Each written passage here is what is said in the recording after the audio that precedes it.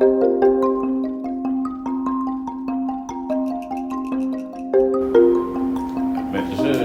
si je dois répondre, principalement celui qui en parle, qui s'appellerait M.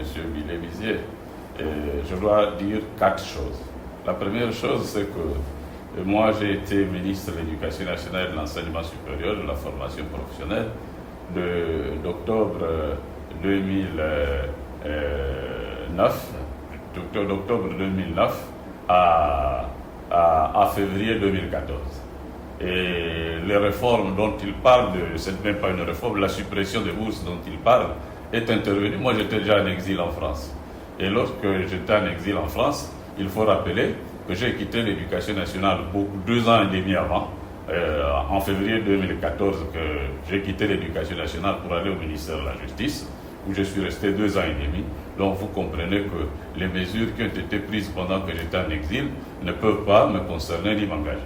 La deuxième chose que j'ajoute, c'est que pendant que j'étais ministre de l'Éducation nationale, effectivement, nous avons organisé les États généraux, et ces États généraux ont abouti à l'initiation d'une loi qui a été adoptée, et la loi 21-2011 du 14 février 2012, parce que c'est en février 2012 que cette loi est promulguée. Et dans cette loi, il y a des dispositions qui concernent les orientations et réorientations scolaires et universitaires, qui interdisent les exclusions et qui font en sorte que même lorsqu'on constate qu'il y a un enfant qui a quelques difficultés dans certaines matières, mais s'il a des talents trouvés dans d'autres matières, on l'oriente conséquemment en concertation avec les parents d'élèves et ou bien les parents d'étudiants lorsqu'il s'agit de l'enseignement supérieur.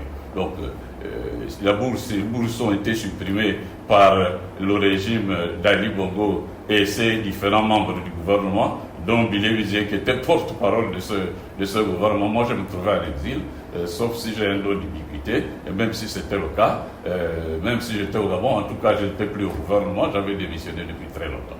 La deuxième chose que j'ajoute, c'est que M.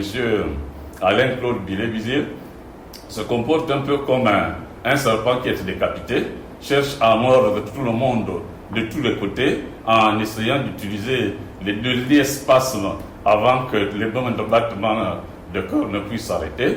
Et en utilisant cette méthode, malheureusement, il ne peut plus blesser personne parce que décapité qu'il est, il n'a plus de tête, donc il ne peut plus ni laisser des morsures, ni encore cracher du venin.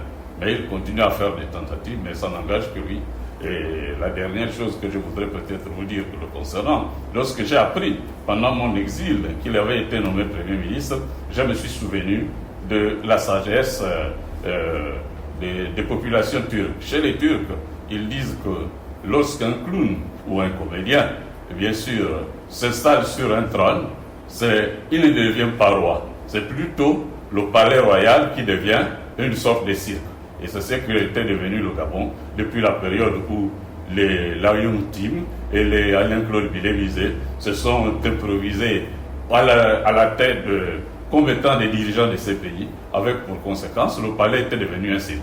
Mais les Turcs ajoutent qu'avec le temps et la nature sait toujours mettre les choses en ordre et fait en sorte que généralement les comédiens repartent très rapidement dans le cirque, et là le cirque est très animé, comme on commence à constater qu'il est bien animé, et bien sûr, ceux qui ont l'étoffe pour prendre le trône reprennent le palais, et bien sûr le palais retrouve ses notes de noblesse. C'est ce que le palais présidentiel gabonais a retrouvé comme lettre de noblesse depuis le 30 août 2023.